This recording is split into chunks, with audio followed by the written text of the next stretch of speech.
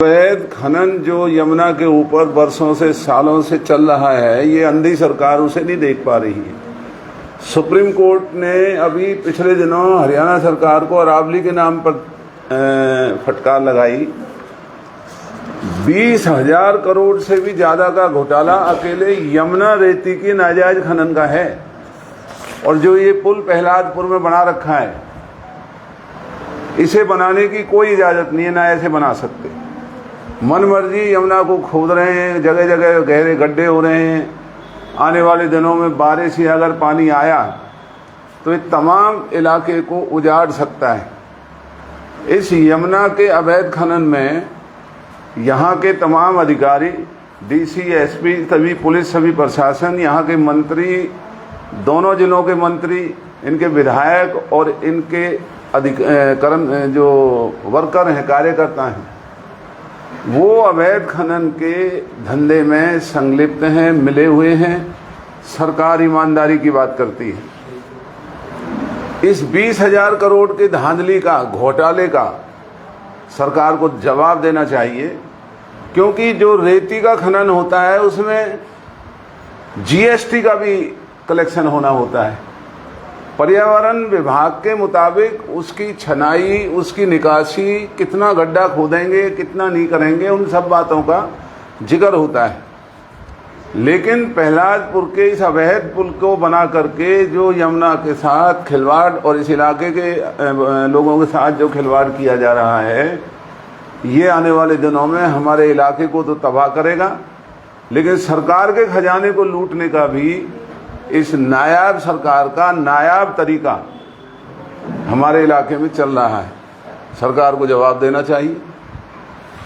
और जो यहाँ सरकार का पिछले दिनों तमाशा हुआ, मुख्यमंत्री आए, तमाम हरियाणा के मंत्री आए, सांसद आए, केंद्रीय मंत्री आए, वो सरकार नहीं, एक सर्कस नजर आ रहा था। जैसे कोई सर्कस के खिलाड़ी, सरकार नहीं सर्कस चला रहे हूँ। जैसे सर्कस में हंटर वाला कहीं बैठा होता है, वहीं से पिंजरे के शेर, उनके जो कलाकार हैं, उनको वो इशारा करते हैं, कलाकार काम शुरू कर देते हैं। तो ये सरकार नहीं, एक सर्कस पिछले दिनों पलवल में हरियाणा का दिखाई दिया, जिसमें हरियाणा के मुख्यमंत्री से लेकर सभी मंत्री, सांसदों ने यहाँ अपनी अपनी कलाकारी सर्कस की दिखाई। और बड़े शर्म की बात है कि ये सरकार चाहे लोगों की बनाई हुई नहीं है, चाहे ईवीएम की सरकार है, लेकिन आज ये सरकार लोगों की उम्मीदों पर खरा उतरती है। ऐसी उम्मीद लगाई जा रही थी, वही घिसी पिटी घोषणाएं, मंडी बनाएंगे अगर जमीन मिली तो, फला काम करेंगे अगर वो मिला तो। ये सरकार नहीं, इसलिए मैं कह रहा हूं ये सर्कस के खिलाड़ी हैं, कलाकार। इनको जैसा निर्देश मिलता है वैसे बोल करके ये चले जाते हैं। लोगों की भावनाओं की परवाह करना इनके डीएनए में नहीं है। केवल जाति और धर्म के नाम पर आज पलवल में न गरीबों को अनुदान मिल रहा है, न पिछड़े वर्ग के लोगों की कोई सुनवाई हो रही है। उनकी आय को बढ़ा करके उनकी सुविधाओं को खत्म किया जा रहा है। आयुष्मान के नाम पर अस्पतालों में तमाशा बना हुआ है। जो मेट्रो का पिछले सरकार में तमाशा किया गया था कि मेट्रो का शिलान्यास हो गया, अब मेट्रो का कोई जिक्र नहीं हो रहा है। यहाँ मेडिकल कॉलेज का शिलान्यास हुआ पड़ा है, मेडिकल कॉलेज का कोई जिक्र नहीं हो रहा है। और न सीवर का पलवल शहर में कोई काम है, न ट्रैफिक जाम की व्यवस्था से कोई राहत देने का कोई काम है। वही नाजायज बस हैं बीजेपी के लोगों की।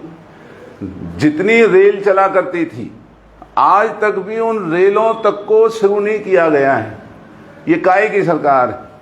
लानत है ऐसी सरकार को जो इतनी धधकती गर्मी में लोगों को उम्मीदें दिखा करके इकट्ठा करती है। और लोग भी कहाँ, सरकारी कर्मचारियों का मेला था, सर्कस के कर्मचारी थे सारे।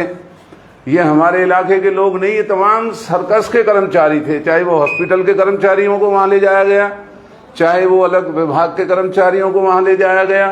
तो इलाके के लोग नहीं, ये सर्कस के बंधुआ मजदूर हैं। और इन बंधुआ मजदूरों ने इस इलाके के साथ जो मखौल किया है, उसे हमारा इलाका कभी भूलेगा नहीं। और बीजेपी के लोगों में अगर शर्म है, इनके नेताओं में, इनके कार्यकर्ताओं में, तो इन अधिकारियों पर लगाम लगाने की कोशिश करें। जो आज भी फिरौती का काम बेशर्मी से पलवल में फिरौती के धंधे चल रहे हैं। पुलिस की मौजूदगी में धमकी की टेलीफोन आते हैं, पुलिस के अधिकारी तमाशा बनाए रखते हैं। इन धमकियों के पीछे मंत्री और इस सरकार के पुलिस के कर्मचारी शामिल हैं। और इतना डर और भय जो फरीदाबाद गुड़गांव में आतंक का राज जो आज बना हुआ है, ये और नहीं सर्कस के इन कारिंदों का ही कमाल है। जो इस सर्कस में, चाहे वो मंत्री हैं, चाहे वो इनके अधिकारी हैं, चाहे वो कर्मचारी हैं। और ये सारी जो घटनाएं आज पलवल में, फरीदाबाद में जो नजर आ रही हैं, लोगों का खून के आंसू बहाने का जी कर रहा है। केवल मात्र धर्म और जाति की बात करने वाले ये सर्कस के खिलाड़ी आज जो लोगों की भावनाओं के साथ खिलवाड़ कर रहे हैं, इन्हें आने वाले दिनों में एक एक बात का हिसाब देना होगा। पलवल में अनाज मंडी की घोषणा करना और ये कहना कि अगर जमीन उपलब्ध हुई तो इन सर्कस वालों को ये पता होना चाहिए कि जमीन तो खरीदी जाती है, एक्वायर की जाती है, तो इनको मिलेगी कहां से। और जो पुराने वादे 14 से अब तक कहते हैं 1275 करोड़ रुपया खर्च हुआ, वो सर्कस के अधिकारी, मंत्री और विधायकों की जेब में गया, सांसदों की जेब में गया। वो लोगों के भले के लिए वो पैसा खर्च नहीं हुआ है। रेल लाइन पार का इलाका देख लीजिए, न पानी है, न सीवर है, सड़कों पर पानी खड़ा रहता है। पलवल में न बिजली है, नहरों में, रजवाहों में कोई पानी नहीं है।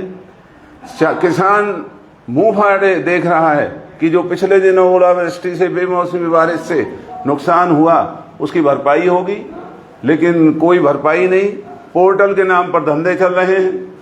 सर्कस के मंत्री, सर्कस के अधिकारी पब्लिक को लूट रहे हैं, उनकी पांव बारा हुई पड़ी। तो ये फोटो भी मैं आपको दे रहा हूं।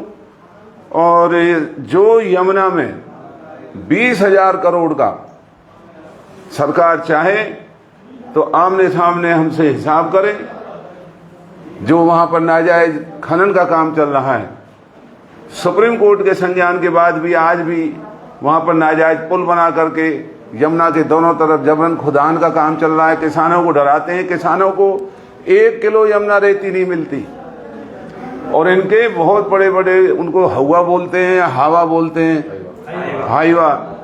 वो हाईवा इस सरकार के हवा उन हाईवाओं को ले जा करके इलाके को लूटने का काम कर रहे हैं। तो ये हमारा आपसे निवेदन है। ये फोटो भी ये सब दे देना। और ये आप कृपा करके इनको जरा बजट का जिक्र करो। क्या बजट खर्च करने बता रहे थे? है जी, बजट का बता रहे थे कितना खर्च कर दिया पलवल में? 1275 का मैं नहीं, इन्होंने कहा है कि 14 से अब तक 1275 करोड़ पलवल के विकास पर खर्च हो चुके हैं।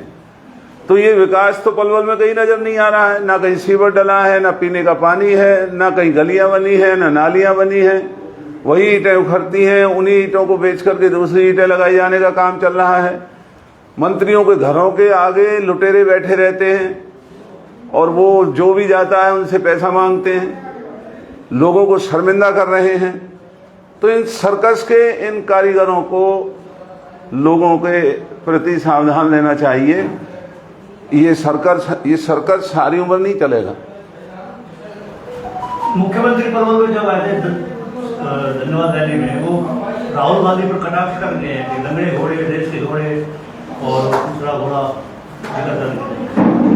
राहुल गांधी जी की एक भी बात का जवाब पूरी भारतीय जनता पार्टी की सरकार नहीं दे पा रही है। उनके बारे में अपमानित शब्द बोल करके अगर वो ये समझते हैं सच्चाई को छुपाने में कामयाब होंगे तो उनकी ये मूर्खता है। राहुल गांधी जी ने, चाहे वो हिंदुस्तान पाकिस्तान की वॉर है, चाहे देश में मुद्दे हैं, चाहे चुनाव प्रक्रिया है, चाहे गरीबों के मुद्दे हैं, किसानों के मुद्दे, उन सबके ऊपर वो बाकायदा देश को जागृत करने का काम कर रहे हैं। लेकिन राहुल गांधी जी तो अपनी पार्टी के लीडर ऑफ अपोजिशन है, पार्टी की तरफ से पूरे देश के। लेकिन मुख्यमंत्री जी को अपनी हैसियत देखना चाहिए कि जिस सर्कस में वो काम कर रहे हैं, क्या उनका अपना कोई हुक्म, अपना कोई आदेश इस हरियाणा में माना जा रहा है?